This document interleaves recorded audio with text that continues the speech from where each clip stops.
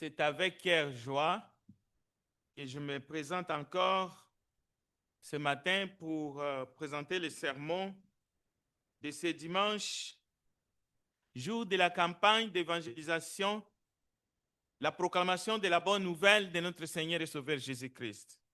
Que la grâce et la paix de notre Sauveur soient avec vous tous. Nous accueillons aussi ceux qui vont nous suivre, même en différé, et nous leur souhaitons tous la bienvenue. Mais cela ne suffit pas, cela est vraiment insuffisant.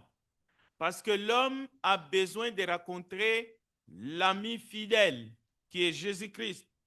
Chaque être humain a besoin de Jésus dans sa vie. Et cela fait toute la différence. Nous venons d'entendre la lecture de la parole de Dieu qui a été faite par notre bien-aimé frère Carlos.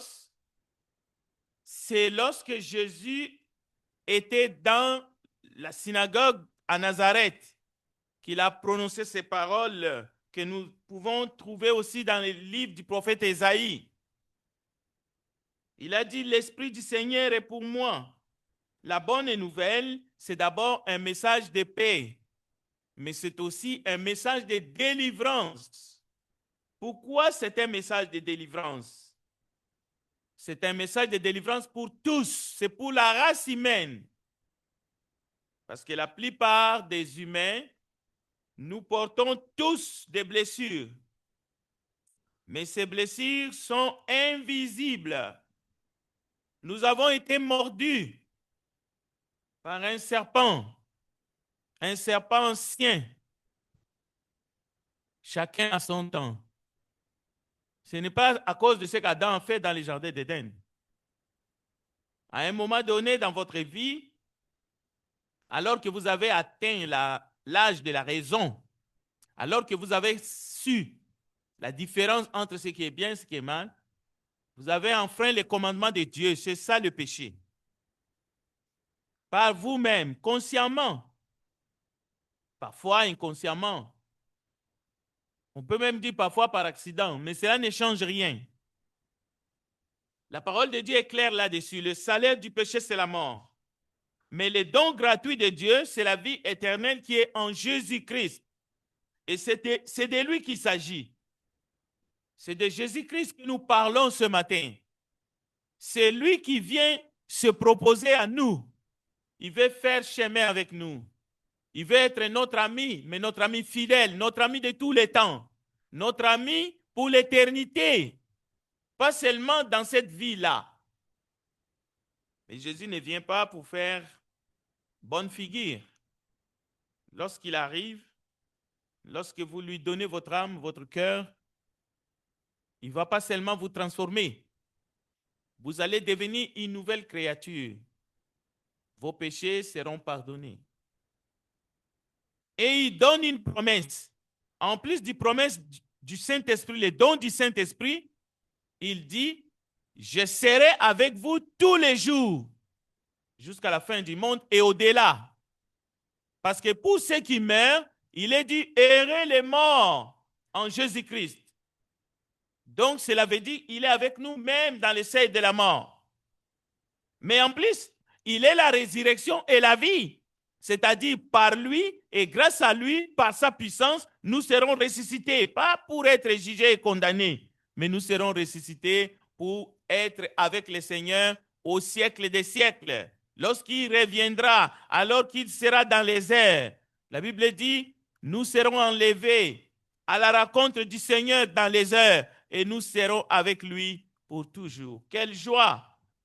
Quelle bonne nouvelle! Vous devez saisir justement cette grâce ce matin. Si vous ne l'avez pas encore faite, vous devez saisir cette occasion. Mais vous devez persévérer.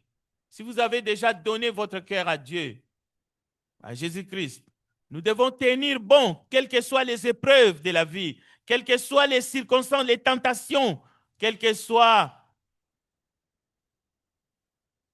les choses horribles qui vont continuer à s'abattre dans ce monde. Parfois, nous supportons les épreuves, la douleur, la maladie, quelles que soient ces choses. Jésus nous attend. Il a dit, je suis allé vous préparer une place. Et il a dit, je reviendrai vous chercher. Cela veut dire les souffrances actuelles, les calamités actuelles. Il y en a qui vivent dans des zones où il y a des tremblements de terre. Ainsi de suite, il y a beaucoup de gens qui perdent tout au jour le jour. Ils perdent même les récoltes. Mais Jésus nous a laissé une promesse. Il a dit, je viendrai vous chercher. Mais il a dit, je suis avec vous. Ce n'est pas à cause de l'ascension. Jésus ne nous a pas abandonnés. Il ne nous a pas laissés orphelins. Donc, le thème du message de ce matin, c'est l'amour du Christ pour tous. C'est Jésus-Christ, l'ami fidèle. Lui qui est fidèle, qui n'abandonne jamais. Il veut notre amitié en retour. Il veut que nous l'acceptions comme notre ami. L'ami qui fait toute la différence. Nous allons voir, quand tout le monde s'en va, lui il reste, il demeure. Parce que nous avons des expériences différentes dans la vie. Vous avez eu des amis peut-être à un certain âge, mais vous allez voir petit à petit, pour des raisons multiples, ça peut être le voyage, vous allez perdre vos amis. Il y en a qui ont perdu leurs amis par la mort. Et chaque jour qui passe, nous perdons quelque chose dans notre vie. À chaque anniversaire, oui, nous nous approchons du Dieu vivant. Mais à chaque jour qui passe, nous nous approchons de l'éternité. Mais nous devons les vivre avec joie. Si nous savons ce qui nous attend, si nous avons mis nos vies en ordre, si nous avons accepté de faire la paix avec Dieu, mais par Jésus-Christ, si vous acceptez Jésus-Christ comme votre ami fidèle ce matin, vous ne serez jamais déçus. Vous ne serez jamais déçus. Le monde a besoin de Christ aujourd'hui plus que jamais parce que les gens souffrent. Il y a tellement de souffrances dans ce monde que vous ne pouvez pas imaginer. On penserait même que Dieu est en train de permettre ces choses pour que l'humain puisse réfléchir et qu'il puisse revenir à lui. Parfois, vos épreuves, c'est pour que vous puissiez seulement réfléchir au Créateur et que vous puissiez revenir à Jésus. Parce que lui, il comprend. Il a la solution à tous vos besoins. Et il veut que vous viviez en paix et même dans la joie. Avec beaucoup ou avec peu. Donc, Jésus n'est pas là ce matin. La parole de Dieu n'est pas là pour récompenser seulement l'effort spirituellement. Oui, il y a cet évangile-là. Nous sommes plus que vainqueurs en Jésus-Christ. Oui, c'est vrai. Mais le message de l'évangile, ce n'est pas justement, c'est un remède. Ce n'est pas forcément une récompense pour les chrétiens solides, pour les chrétiens persévérants. Non. L'évangile, c'est d'abord un remède contre le mal. Et le mal qui est en train d'empoisonner le monde, c'est le péché. Le péché détruit l'homme. Il y a beaucoup d'hommes et de femmes sur la planète qui sont accablés à cause du péché. Ce n'est pas seulement à cause de la famine, non, à cause du péché. L'homme est en train de s'autodétruire d'abord. L'homme détruit son âme. Et les conséquences de cela, c'est la souffrance que nous nous imposons les uns les autres sur la face de la terre. Et c'est là depuis les livres de la Genèse. Les géants sont entrés dans le monde et ils ont fait des dégâts énormes. Dieu a décidé de mettre un terme à cela par les déluges. Mais aujourd'hui, la Bible nous renseigne. Les hommes ont choisi le chaos et Dieu détruira ces mondes. Dieu mettra un terme à tous ces chaos. Mais pour ceux qui sont ses enfants, pour les enfants de Dieu, Pour les chrétiens, les chrétiennes, nous ne devrions pas avoir peur. Parce que si Dieu est pour nous, qui sera contre nous? Lui, il va préserver son peuple. Il va préserver ses enfants. Voilà pourquoi ce matin, il y a un choix à faire. Jésus, l'ami fidèle. Pourquoi la Bible dit, présente Jésus comme étant l'ami fidèle des siens, mais aussi l'ami de ceux qui souffrent, même de ceux qui ne les connaissent pas. Jésus est en train de leur tendre la main. Jésus comprend mieux chaque personne, chaque être humain sur la surface de la terre. Il est venu des cieux, il est entré dans le monde, il a vécu. Il était pleinement homme. Il sait tout ce que vous en direz. Il n'y a personne qui connaît l'être humain mieux que Jésus. Il connaît nos luttes.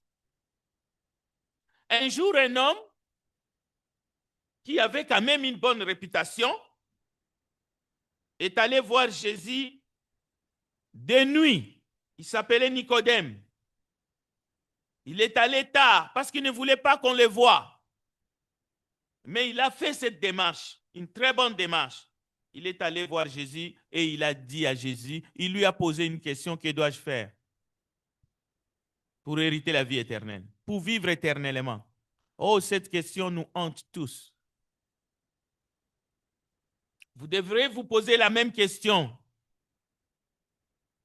Mais il connaissait la loi, c'était un docteur. Jésus lui dira, il faut que tu naisses de nouveau, Nicodème. Mais il ne comprenait pas. Mais grâce à Jésus, il a fini par comprendre. Par la douceur, mais par la vérité, et non par la dureté, avec amour. Pas par la domination. Jésus n'a pas cherché à dominer Nicodème. Jésus a fini par faire comprendre à Nicodème ce qu'il devrait faire pour être sauvé, pour hériter la vie éternelle. De même, ce matin, l'évangile que nous annonçons ici, à l'Église du Christ de Montréal, c'est un message de paix pour chacun d'entre nous ici présents.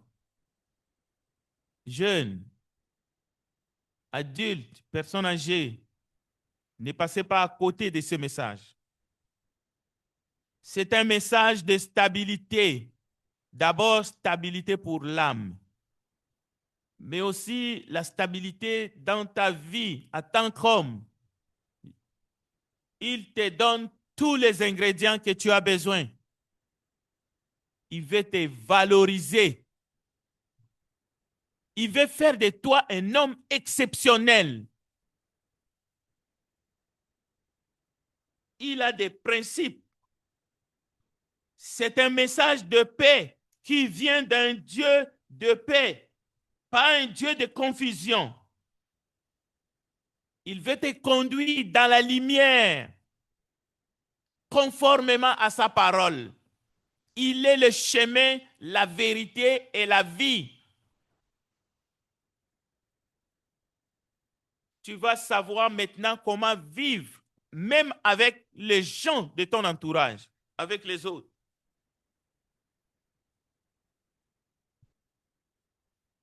Il ne te demande pas de te laver toi-même, c'est lui qui va le faire. Il veut détruire tout ce qui ne cadre pas, tout ce qui ne correspond pas à ses principes. Il va le faire. Il a la toute-puissance pour le faire. Il veut enlever la culpabilité. Parce que ce que le diable fait aujourd'hui, il culpabilise les gens. Vous savez, si le diable, la chose que le diable sait bien faire, c'est de nous accuser. c'est de nous accuser. Il nous tente, mais après, il est l'accusateur des frères. Il est l'accusateur des sœurs. Mais il est l'accusateur de tout homme. Même les gens qui les servent volontairement, il les accuse. Lorsque tu pêches, il t'accuse. Mais il y a un moyen de sortir de cet engrenage-là. Il y a un moyen de le défier. Il y a un moyen de se tenir debout et de le regarder en face et lui dire maintenant c'est fini. Tes manipulations, ça s'arrête ici.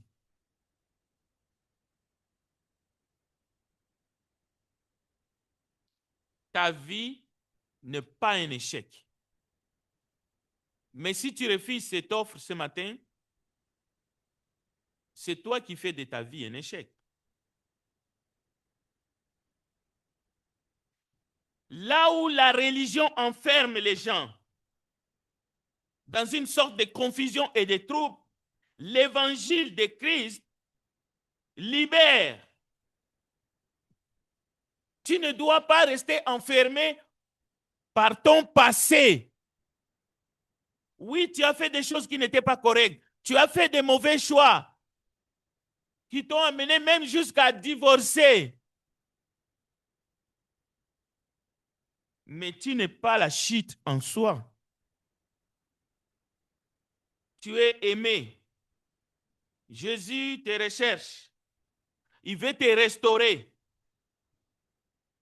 par sa parole. Il veut faire de toi quelqu'un de bien. Peut-être qu'on te dit, tu es un mauvais garçon. Peut-être que tes amis sont en train de te rentrer dans la tête que tu as un mauvais caractère.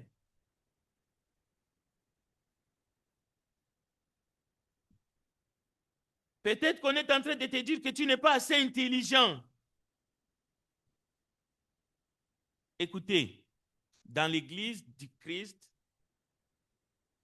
nous ne sommes pas dans une sorte de musée. Non. Parfois, l'église peut être comparée même à un hôpital. Nous avons besoin d'être soignés. La parole de Dieu que nous écoutons, à travers cette parole, le Seigneur nous soigne. Il nous guérit. Mais il nous remplit de connaissances. Il nous donne la capacité de tenir bon pendant les épreuves. Il nous enseigne ses principes, sa parole, pour que nous sachions comment marcher.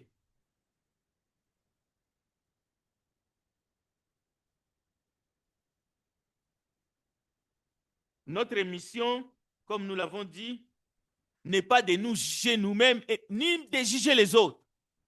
Loin de là. Mais nous devons nous laisser accompagner par l'ami fidèle qui est le Christ, le Sauveur. Il nous aime. Il veut tout le temps être là, présent au milieu de nous. Nous l'adorons. Mais lorsque nous partirons d'ici, il sera avec nous. Lorsque nous arriverons chez nous, dans les voyages, il sera là. Il contrôle tout. Il remplit les cieux et la terre. C'est lui qui nous aime. Et c'est lui qui nous appelle. Jésus, l'ami fidèle. Quand tout le monde s'en va, et lorsque nous serons seuls face à la mort, lui sera là. C'est de ça. C'est ça le message. Il ne nous abandonne pas. La Bible dit dans Hébreux chapitre 13, verset 8, Jésus-Christ est le même hier, aujourd'hui et éternellement. Et dans Matthieu 28, verset 20, il a dit à ses disciples, je suis avec vous tous les jours. Je serai avec vous. Ne crains rien car je suis avec toi. Jésus reste le roc dans ta vie si tu acceptes ce matin son amitié. Si tu acceptes sa fidélité, si tu veux faire preuve, si tu veux goûter ce matin que le Seigneur est bon, alors tu es au bon endroit. Avance. Il a dit à Pierre, avance. Pierre a marché sur l'eau. N'ayez pas peur, ne craignez pas. On vous dit peut-être que, oh, on vous dit n'importe quoi dans ces églises-là. Non, non, non. N'écoutez pas le monde. Le monde peut aller même trouver les ossements et attribuer ça à Jésus-Christ. Et pourtant, l'ange a dit aux femmes qui étaient allées au tombeau, il n'est plus ici, il est ressuscité. Donc, il s'agit bien de Jésus-Christ, le ressuscité. C'est lui que nous prêchons. Sans la résurrection, il n'y a pas de message d'évangile. C'est ça notre espérance. La peur de la mort ne résiste plus devant ceux qui ont donné leur cœur, leur vie à Jésus-Christ. Parce qu'il est la résurrection et la vie. Il est l'ami de tout temps. Méfiez-vous. Je ne dis pas qu'il ne faut pas avoir d'amis ou des amis. Il faut toujours. Parce que nous vivons dans le monde. Il faut se confier à quelques personnes, mais des personnes de bien. Il faut faire attention. Le monde est rusé. Dehors, il faut faire très attention. Mais, quand tout le monde s'en va, Jésus s'approchera toujours de nous. Même lorsque nous avons été infidèles, si véritablement nous faisons appel, si nous faisons appel à son secours, il reviendra, il sera toujours là à nos côtés. Nous vivons dans un monde hyper connecté aujourd'hui. Jeunes gens, vous avez peut-être des milliers et des milliers d'amis virtuels. Dans votre compte Facebook, il y en a qui sont dans TikTok. Et les parents, il faut toujours savoir qu'est-ce que nos enfants font justement dans ces mondes virtuels. Mais il arrive des moments où tu essaies d'appeler tes amis virtuels et personne ne répondra. Mais personne. Donc, ce n'est pas les amis virtuels qui feront la différence dans ta vie. Tu as besoin d'un ami solide, un ami réaliste, mais tu as besoin de Jésus-Christ parce qu'il n'est pas seulement un homme qui sera à tes côtés. La Bible dit Jésus-Christ est le Fils du Dieu vivant. Les disciples avaient besoin de lui à un moment donné. Même après sa crucifixion, les disciples s'interrogeaient. Mais lorsque Jésus est apparu, il s'est mis au milieu d'eux, ils ont été complètement transformés. C'est pour cela qu'ils ont prêché l'évangile de Jérusalem jusqu'en Europe. Et aujourd'hui, nous sommes encore dans cet évangile. Parce qu'ils ont compris qu'ils avaient affaire pas à un homme ordinaire. Ils avaient affaire à celui qui pouvait passer à travers le mur, à celui qui pouvait venir et se mettre au milieu d'eux et leur dire, mais voici, venez, c'est bien moi. Il n'avait plus de doute. Même Thomas n'avait plus de doute. Il a dit, mon Seigneur et mon Dieu. Ce matin, à travers ces courts messages, nous vous proposons Jésus-Christ, le ressuscité. Et pas pour des blagues, c'est pour que tu puisses décider en ton âme et conscience volontairement de te lier avec lui, de mourir avec lui et de ressusciter avec lui à travers les eaux du baptême et de commencer une vie nouvelle avec lui. Tes saisons vont changer. Tu vas continuer à vivre, mais plus rien ne sera comme avant. Tu sauras toujours que j'ai un ami fidèle qui ne m'abandonnera jamais. Et lorsque tu seras submergé, tu pourras crier Jésus. Même quand les gens vont t'oublier, les gens avec qui tu as passé des années, avec qui tu as travaillé ensemble, mais Jésus ne t'oublie jamais. Il connaît tes larmes, il connaît tes pensées, il connaît tes combats. Et il te dit, je ne te délaisserai point. Alors laisse Jésus-Christ devenir ton ami fidèle, ton ami intime, ton ami éternellement. Laisse Jésus-Christ entrer dans ta vie. Écoutez, peut-être tu te dis, je suis un grand pécheur. Je fais des choses que mes parents ne savent pas. Quand je suis seul, peut-être tu te dis, non, il ne m'acceptera pas. Mon état est désespéré. Je suis tellement familier au péché. Jésus est tellement saint que je n'aurai pas de place à ses côtés. Mais le simple fait de penser comme cela montre combien vous avez grandement besoin de Jésus dans votre vie. Personne n'est repoussé par Jésus-Christ. Si vous venez à lui, contraint, contrit, en pleurant, il ne te rejettera pas. Au contraire, vous ferez preuve du courage. Parce que tous ceux qui sont venus avec une âme tremblante auprès de Jésus, non seulement Jésus les a reçus, mais Jésus les a pardonnés généreusement. Ce matin, quelqu'un nous a rappelé le brigand sur la croix. Le brigand sur la croix. Il a dit à Jésus, souviens-toi de moi, Seigneur, lorsque tu reviendras dans ton royaume. Jésus lui a dit, je te l'ai dit, en vérité, aujourd'hui, tu seras avec moi dans le paradis. Mais cet homme a vécu comme il a voulu. Et il te dit la même chose. Le Christ pourrait ordonner aux anges du ciel de verser dans notre monde aujourd'hui les coupes de colère afin de détruire ceux qui sont remplis de haine à l'égard de Dieu. Mais il ne le fait pas. C'est un Jésus miséricordieux, cher ami, que nous prêchons. Pas miséricordieux dans le vide. Il est miséricordieux envers toi et envers ceux qui sont dans le monde. Jésus a pitié des gens du monde. C'est pour cela la colère de Dieu ne se déverse pas dans le monde impie ce matin. Jésus se tient près de l'autel de parfum. Présentement, en ce moment, il est devant le Père.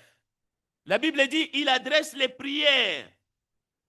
Il implore la grâce de Dieu pour que le monde soit secouru. Comme sur la croix, il a lancé un dernier cri. Il a pris tout ce qu'il avait comme énergie, comme force, mais c'était la fin. Il a dit, Père, Père, pardonne-leur, car ils ne savent ce qu'ils font. Donc, Jésus élève au-dessus des accusations les âmes qui cherchent en lui les refuges. Aucun homme ne peut mettre en accusation les âmes qui veulent et qui recherchent la grâce de Dieu en Jésus-Christ.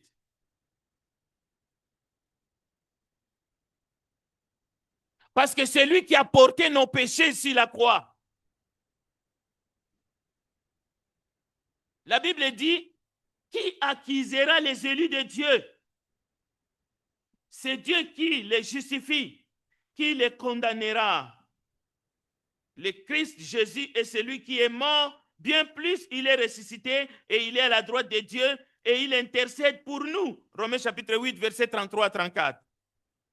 Mon ami, peut-être c'est ta dernière chance d'écouter l'évangile. Tout ce que Dieu te demande, c'est de venir à lui ce matin. Ne tarde plus. Lève-toi et sois baptisé et lavé de tes péchés. Que Dieu bénisse sa parole.